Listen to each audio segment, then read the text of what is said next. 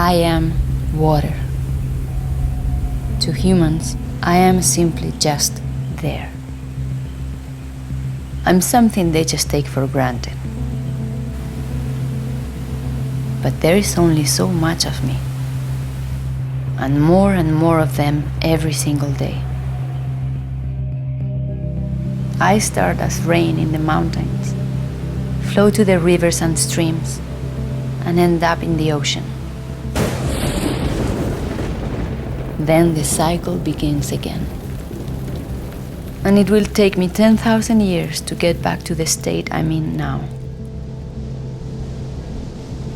But to humans, I'm just water, just there.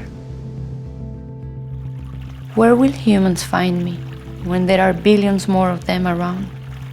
Where will they find themselves?